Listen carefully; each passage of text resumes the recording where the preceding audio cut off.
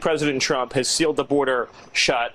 We've stopped all new illegal immigration, and we have record deportations out of the country. But there's a deeper point that you raised. Wait, did you catch that? A massive crackdown just dropped on a controversial multi-million-dollar underground industry. If you thought the border debate was wild, you haven't seen anything yet. It's really important, Jesse. In most countries, normal countries, you can come as a tourist, as a visitor, as a temporary worker, etc. And the country's just making the decision to let you come here for a little bit and then go home. But if you have birthright citizenship, it means if a person comes here 9 months pregnant to go look around at some things, in a couple of weeks, that is the mother of a lifetime American citizen and a direct line into American cash and welfare for the rest of that child's life. Right? So you have to Are we banning pregnant women from America? Look at the sheer volume of people in the background of that border footage and notice the specific focus on medical visuals like the ultrasound. What we are looking at is the visual evidence of a highly organized $300 million industry. This isn't just random crossings, it's a calculated, packaged system. Packages often run anywhere from $20,000 to $100,000, covering everything from hotels to hospital deliveries. It's absolutely wild when you realize this entire structure is built around a single constitutional loophole. The sheer logistics required to move individuals from across the globe, set them up in housing, and orchestrate medical care right on American soil is staggering. You really have to look past the surface-level political shouting to see the actual business model at play here. It's a literal underground economy operating right in plain sight. Take a close look at how normalized this has become. These are fully funded, temporary trips designed specifically to secure lifelong citizenship.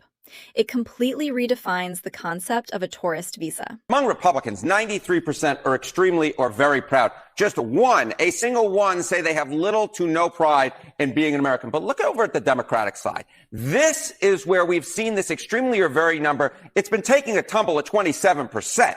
Which is way different than the 93. You do the quick math with me here. What is that? That's a 66-point difference here in terms of extremely or very. But look at this. The little or no proud to be an American actually among Democrats eclipses is greater than the extremely or very proud number. So we are. Look at those numbers on the screen. I mean, actually pause and look at that graphic.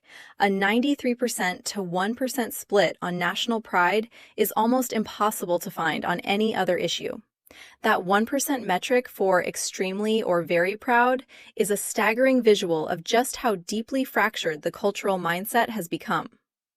When a major network flashes a graphic showing such an astronomical divide, it tells you everything you need to know about the current social climate. It's not just a subtle difference of opinion, it is a complete ideological split operating within the exact same borders. Look at the stark contrast in those red and blue bars. Numbers like that don't just happen overnight, they are the result of decades of shifting narratives. When you tie this back to the entire debate over citizenship and what it means to actually hold that status, this graphic becomes the ultimate punchline. It forces a really uncomfortable question. What exactly is the value of the citizenship being debated if the internal pride is polling at 1% on one side of the aisle? The Justice Department putting new emphasis on prosecuting birth tourism schemes. Those are the kind of scams that exploit loopholes in immigration law. This coming after the Supreme Court ruling on birthright citizenship.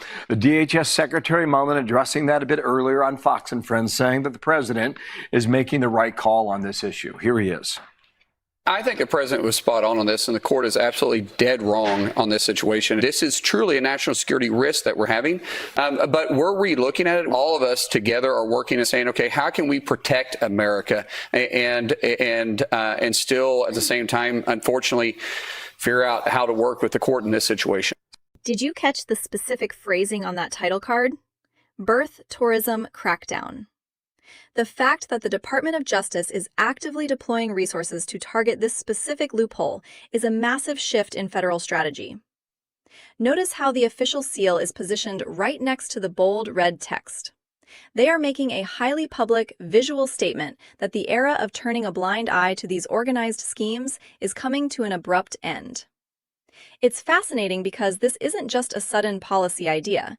It is a direct reaction to a recent Supreme Court ruling. When the highest court in the land opens the door for the executive branch to start policing this, it sends shockwaves through the entire system. Look closely at the urgency of the broadcast alert.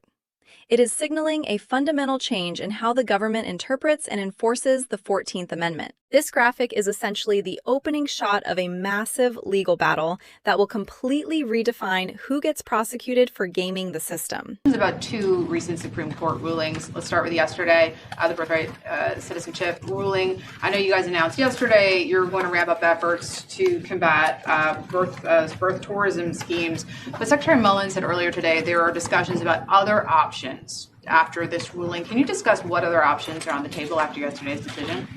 Well, from a Department of Justice standpoint, it's obviously focusing our prosecutors and our law enforcement partners on birthing tourism, and it's a booming industry, and it will continue.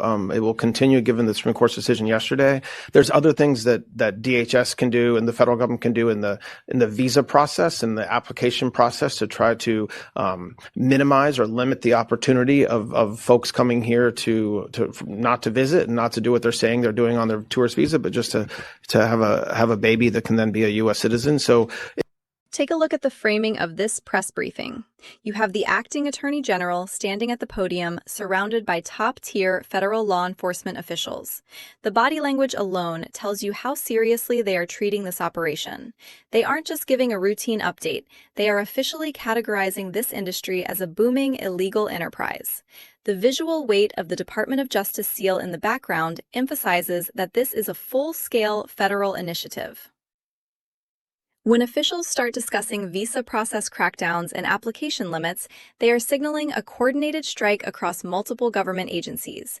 It is a massive flex of executive power.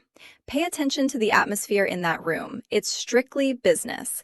They are aiming directly at the networks facilitating these operations, attempting to dismantle the infrastructure that allows people to exploit the system for profit. This isn't just a warning, it is a declaration that the federal government is heavily auditing the entire temporary visa process to shut down the pipeline. Relieved as I was to see the decision yesterday, knowing that we are only one vote potentially away, so that 5-4 split, where only 5 of the justices upheld birthright citizenship based on the 14th Amendment, we are only one vote away potentially from having birthright citizenship that was enshrined by the Civil War.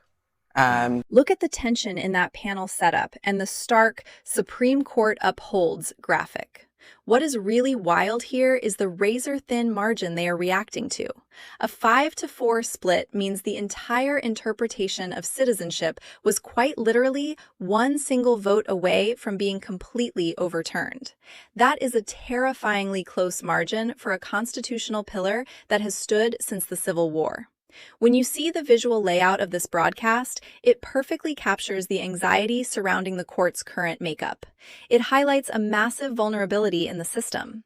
The graphic is essentially a giant warning sign that the legal foundation for this entire debate is incredibly fragile.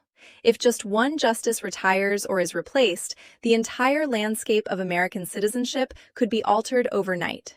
It is a stunning visual reminder of how much power rests in the hands of just 9 people. Look closely at the urgency on the screen. It underscores that this debate is far from settled. It is just paused until the next major legal challenge arrives.